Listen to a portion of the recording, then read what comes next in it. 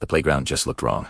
It was empty. It sat right between two apartment blocks, all bright plastic slides and swings in the middle of concrete and packed dirt. At midday, it should have been alive with kids, laughing and running around, but it was dead silent, except for the faint creak of a swing moving in the breeze. We came in from the west, using the shadows from the buildings to stay hidden as we scanned the open ground ahead. You always have to respect open spaces, but there's something different about places meant for everyday life.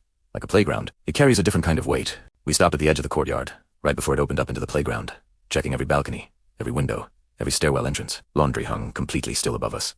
A ball was half buried in the dust near the sandbox. It was like time had just stopped, right in the middle of the day. We stepped out carefully, spreading out to cover the buildings around us, while keeping an eye on each other across the play structures. I took a knee behind a low retaining wall, watching a stairwell entrance, and the floors above it. The first shot came from behind the slide tower. It was close.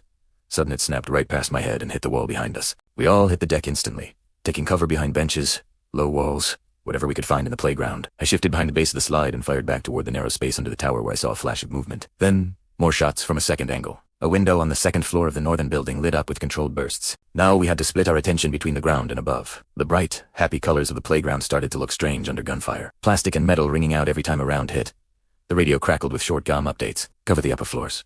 Hold the ground level. Don't rush the structures. I leaned out from behind the slide and fired a few bursts toward the window, forcing the shooter to pull back. My breathing was fast. Being in that open courtyard made every single move feel exposed. Dust kicked up by bullets and movement hung in the air, making everything blurry and forcing you to stay focused. They tried to move through the stairwell across the courtyard, firing as they ran between shadows.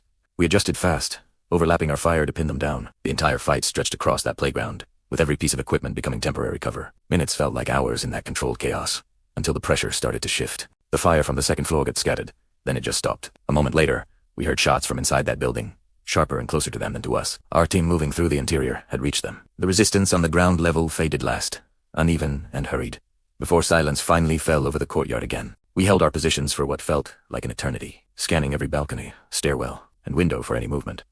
Nothing. When we finally cleared the entrances, the playground went back to being still. That one swing was still creaking gently in the wind. As we stepped back onto the street, I took one last look at the bright structures in the courtyard. They looked exactly the same as when we got there. Colorful. Harmless. That playground stuck with me. It's a reminder of how conflict can just crash into ordinary places, built for ordinary moments, and how quickly those places can go back to being silent once all the noise is gone. Thanks for watching.